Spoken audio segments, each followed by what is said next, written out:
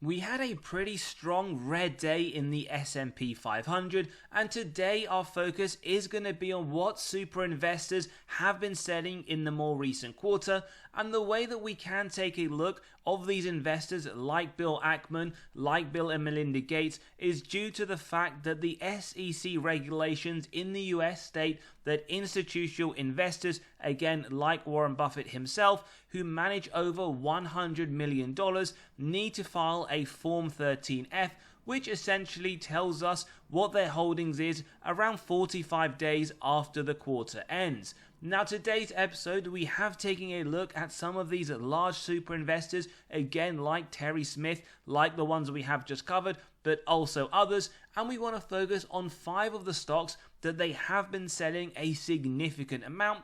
We'll do a quick deep dive, give you our thoughts whether or not we believe likewise they are sells, and what essentially, when we run it through our valuation model, the price we believe it should be trading at. Now, the first one is Microsoft, a lot of selling by many super investors. This is a company that is up 15% over the last 12 months.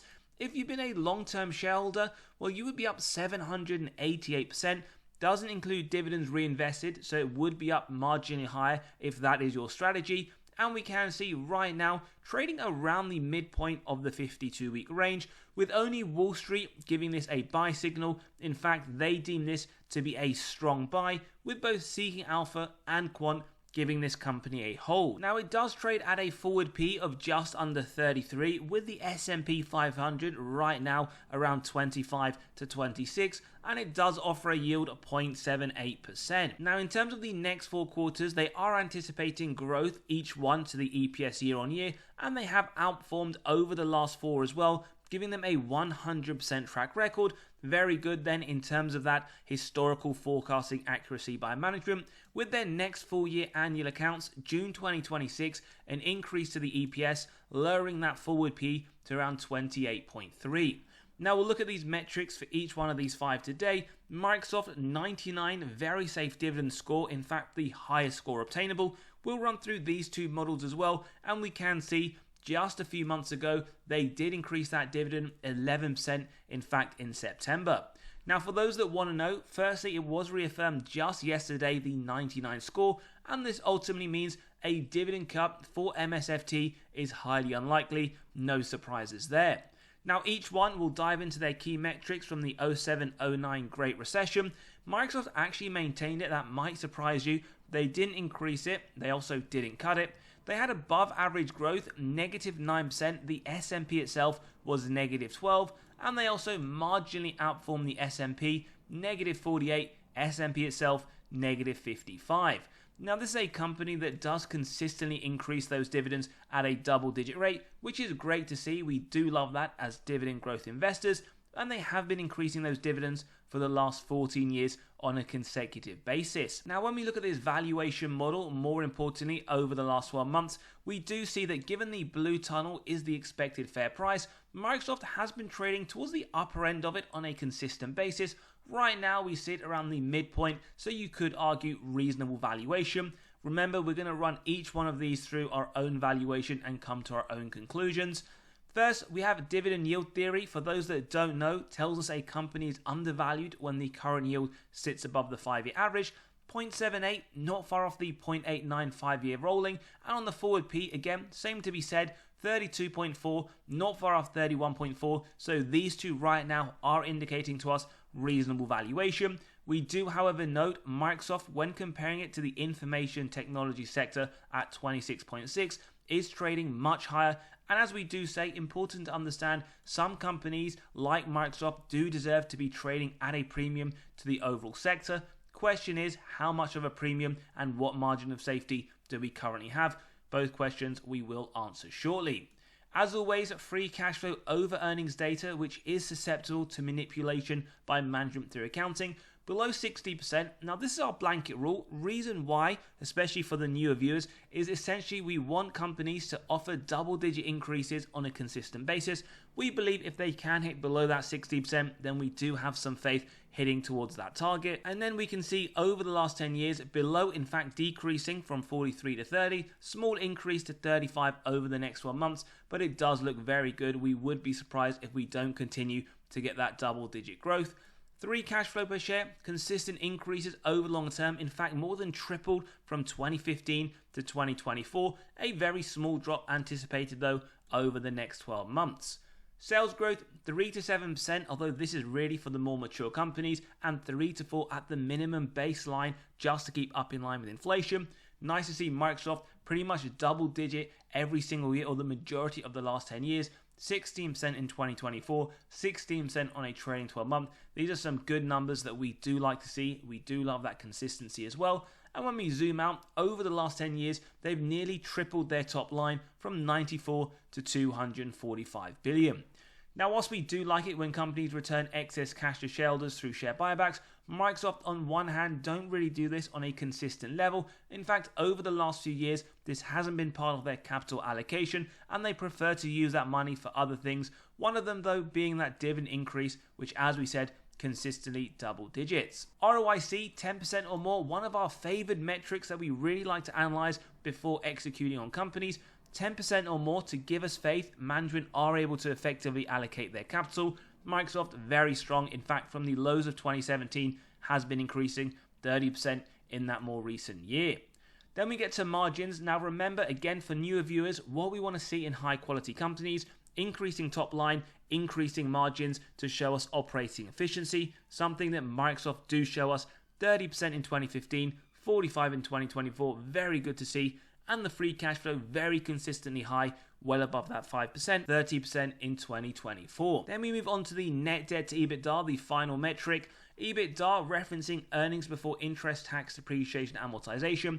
Below 3 is what we want to see. The numbers or lack of that we see below tell us the number of years it would take the company to pay off all of their debt net of cash on hand. And remember as well, this correlates to dividend safety, balance sheet strength. Microsoft has one of the best balance sheets in the S&P 500, 0.17 2024, 0.13 trailing 12 month, 0.12 over the next 12 months, so absolutely phenomenal. No surprises then why we did see that 99 very safe score, and ultimately whilst we aren't doing a deep dive today where we would show you their balance sheet, it does look to be very strong. Now as always, if you are enjoying the content, value is being provided, smash that like button, hit that subscribe and bell button so you are continually notified of these videos as they drop. Now our intrinsic value today at $494. Now we're going through 5 stocks, so we do want to keep it fairly quick, but we'll just show you the first one, how we got to it. For Microsoft, we ran it through the DCF model, free cash flow year on year, average growth at 14%. Now we have a low, medium and high here, 14, 16 and 18. Now we've gone for a medium of 16, and based on this number and the discount rate, we get the present value of future free cash flows and terminal value, add together with the cash, subtract total debt, get to the equity value, divide by the shares outstanding, and as you can see, 494 indicating 17% upside. Now remember, you can grab a copy of this model by clicking on the pinned comment below, running through your own numbers, whether it's for Microsoft or any others, but for full transparency, we'll show you here at the 14% point, $430, pretty much saying trading at fair value with 1% upside. At the 18% point, as we can see, 5, 6, 7, 34%. Anyway, we will take the medium rate of 16%, and when we do get to that intrinsic value, we always apply a margin of safety, 10% at the bare minimum, execute on that if it meets our 3 golden criteria: wide moat, strong financial metrics, good forward-looking data.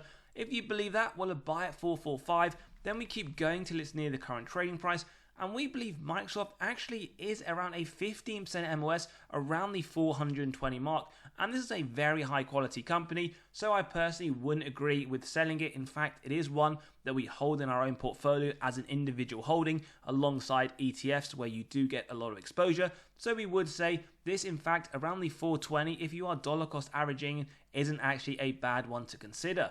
Wall Street themselves, over the next 12 months, they see upside of 17% and isn't far off our intrinsic value.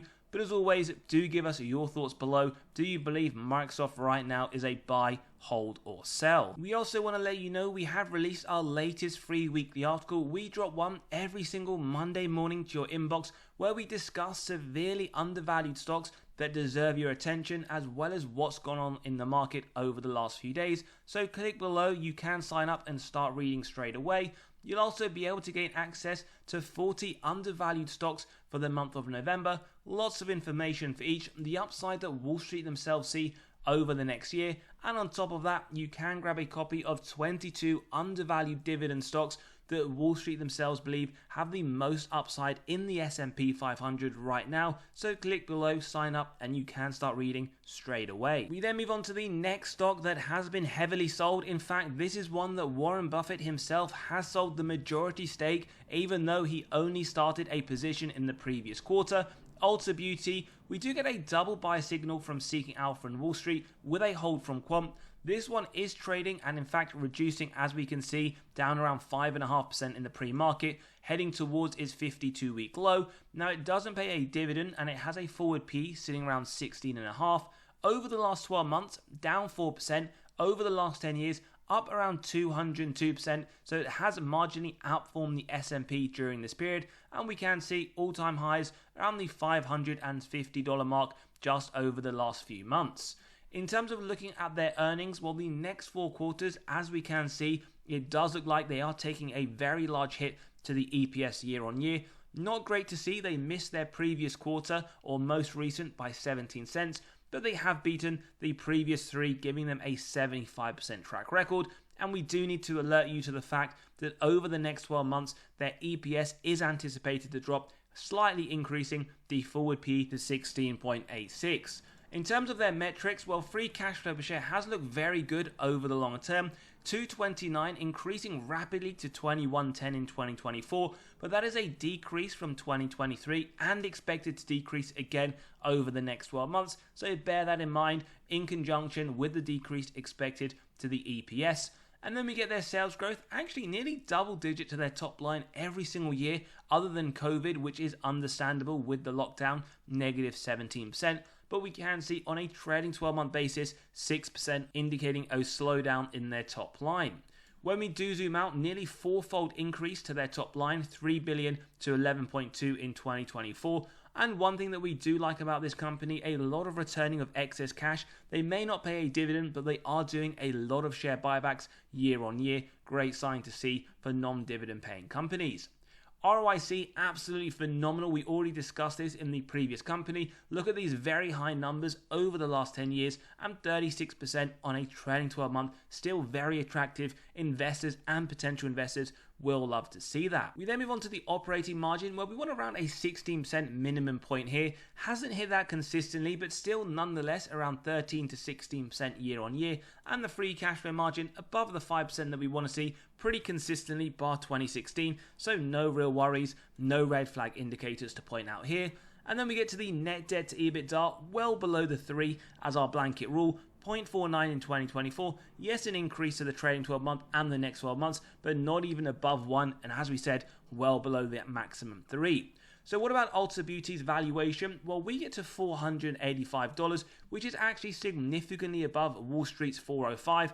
And we did say we weren't going to run through each model, but the reason why we want to highlight with Ulta Beauty, this valuation is off the bat of a growth rate of 4% moving forwards, where we've actually indicated as the lower end. So that is something we wanted to bring your attention for this valuation. So when we do run it through the margin of safety, at 10%, 437 is a buy, at 20% around 388. And in today's episode isn't at the 30% level yet. It sits right now bang on 25%. So is that one that is sufficient for you to consider, or the fact that maybe Warren Buffett has sold does put you off? Let us know your thoughts below. But as we can see, Wall Street in a bit of a disagreement. They see 405 over the next year with upside of 12%.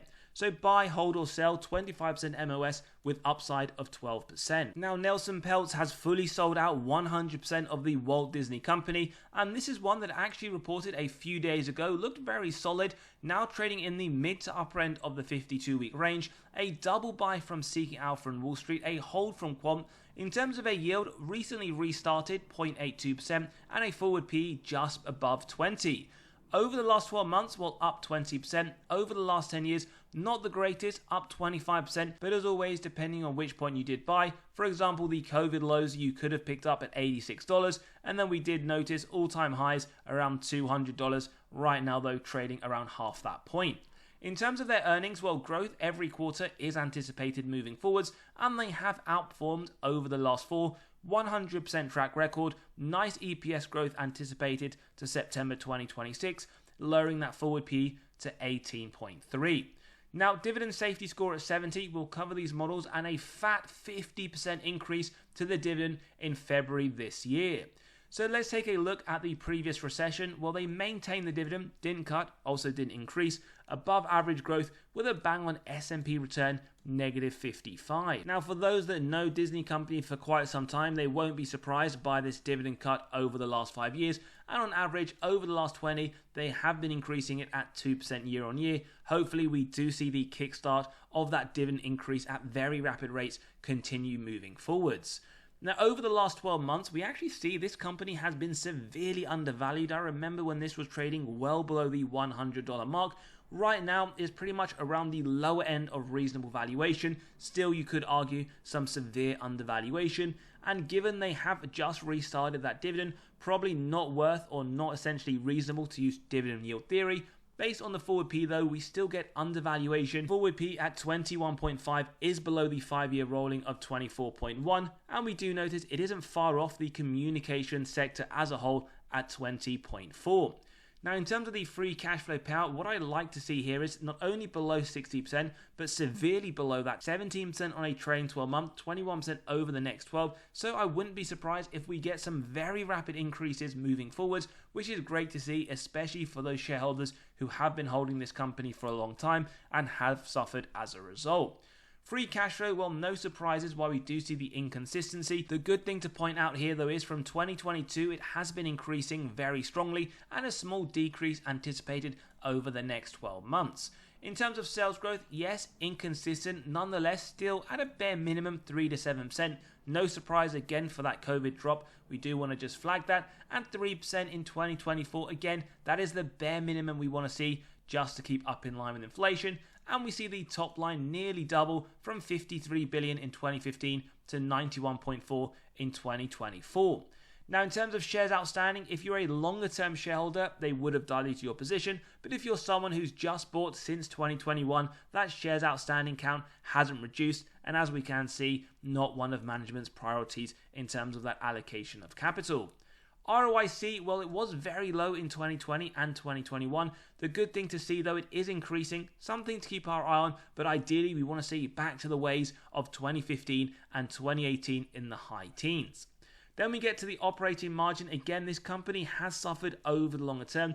Key is to understand whether they can turn it around, and 5% in 2021 to 13% in 2024 is a good way to start, and the same can be reflected when analysing the free cash flow margin, 1% to 6% to sitting at 9% in 2024. Then we get to the net debt to EBITDA below 3, so no real worries. Ideally, we would like to see it decrease, which it pretty much has done, to be fair, from the highs of 2020's 3.53, 1.89 on a trailing 12-month basis.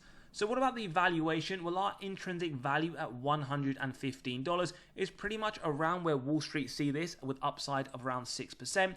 And when we do run it through the MOS, in today's episode, we don't see it at that 10 percentage point. In fact, we see a 5% around the $109 mark. And we probably would say right now, this isn't one that we would consider to buy. When it was below the $80 mark, definitely looked like a good opportunity.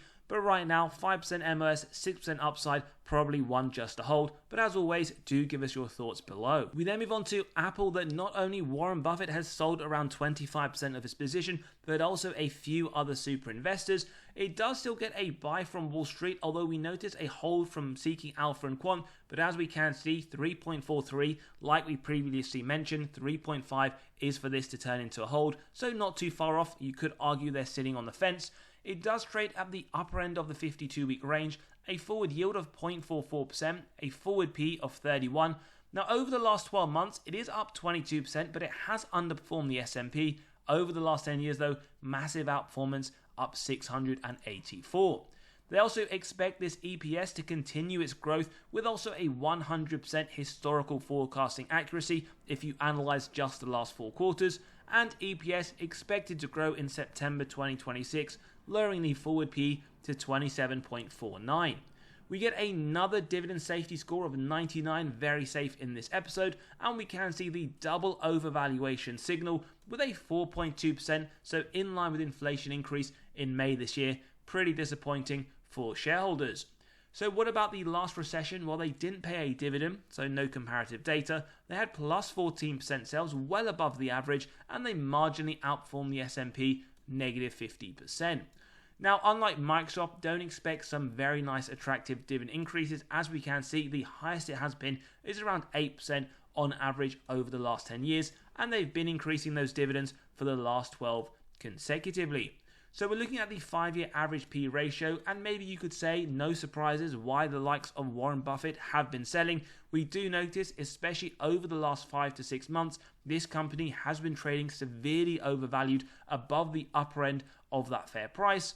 And then when we take a look at dividend yield theory as well as the forward P, this is then again confirmed. Yield below the 5-year, forward P above the 5-year, and in fact trading significantly higher than information technology at 26.6. So what about the free cash flow payout? Well, consistently below 60%, which makes it disappointing as to why they're not paying a larger increase. In fact, 12% over the next 12 months. We should really see at least double digit like Microsoft. Free cash flow though has been increasing, more than double over the last 10 years, expected to increase again over the next 12 months. And when we look at the sales growth, we can see whilst inconsistent, still does look good, although you wouldn't expect 3 out of 10 years to be negative for a large company like Apple, massive ecosystem. You would expect them in fact to be large double-digit numbers for the vast majority.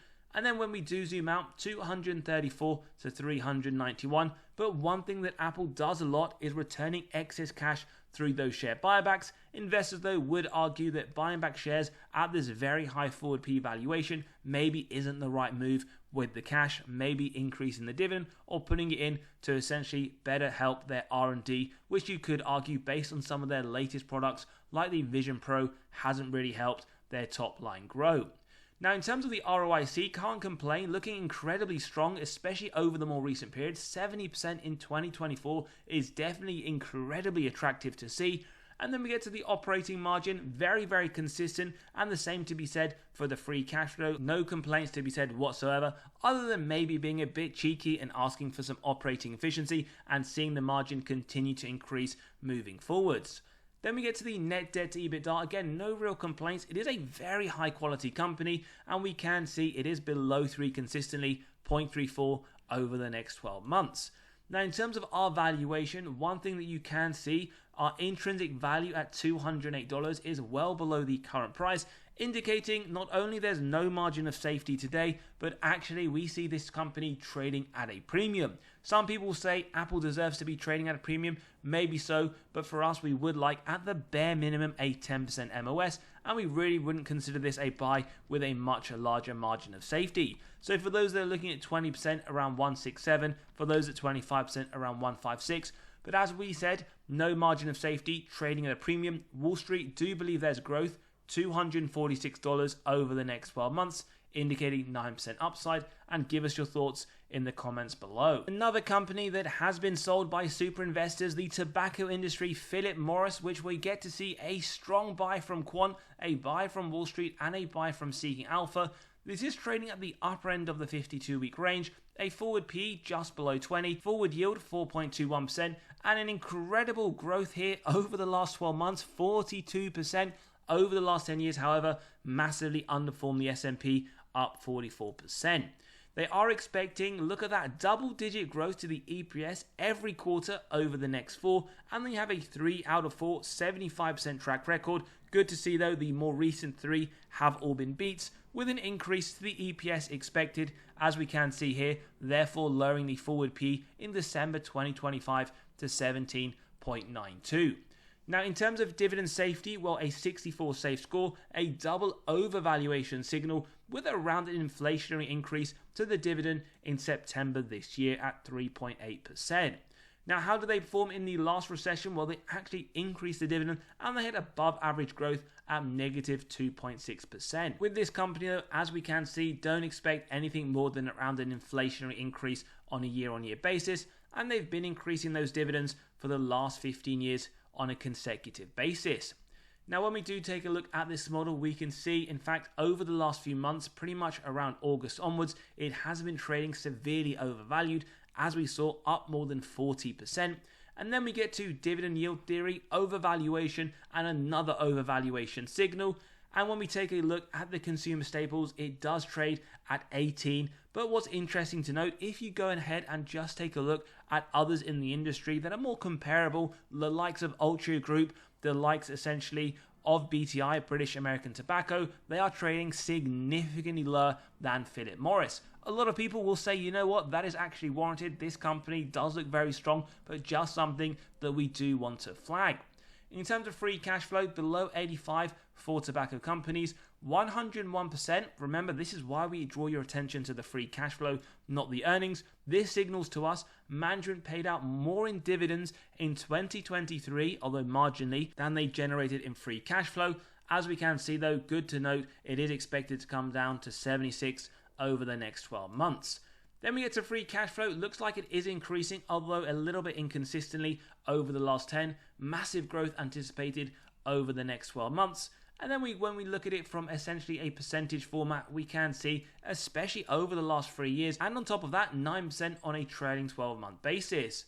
Now, numerically, we can see tobacco company don't expect massive growth from the likes of Microsoft that we just looked at or Apple, but it doesn't look too bad at a bare minimum, keeping up in line with inflation. And like the majority of companies today, capital allocation and priority for buying back shares isn't one for Philip Morris and management. Then we look at the ROIC, which looks very, very good. Now, that is around 31-32% in the more recent year, which are actually the lows of the last 10 years. So very attractive. We do quite like to see this. And then we get to the operating margin and the free cash flow. Absolutely no complaints whatsoever. Very high, well above the minimums. But also, this is something we do see when we have compared it to the likes of Altria Group. Net debt to EBITDA maybe on the higher side than what we want to see, 3.25 in 2023, above that 3, but good to report, trailing 12 months and next 12 months showing signs it is anticipated to come down. Just something to flag though, given this is fairly high and the free cash flow payout was also very high. Dividend safety, whilst it does look to be safe, just something we would say to bear in mind in your investment thesis. Now, very similar like to Apple we just took a look at, we believe that Philip Morris is trading well above its intrinsic value, essentially looking like a hefty premium. But if you do want to see here at a 10% margin of safety, it would be a buy at 103, 15% around 97, 20% around 92, and 25 around 86. So no margin of safety at a premium. Wall Street, they do see upside, but fairly minimal, similar to Apple, $140 with upside of 9%. As always, if you do enjoy the content, value has been provided, smash that like button, hit that subscribe and bell button. Don't forget to sign up to the free weekly newsletter below and come and join us in the Patreon where we do talk about our weekly buys and sells. As always, have a great day and we'll see you all on the next one.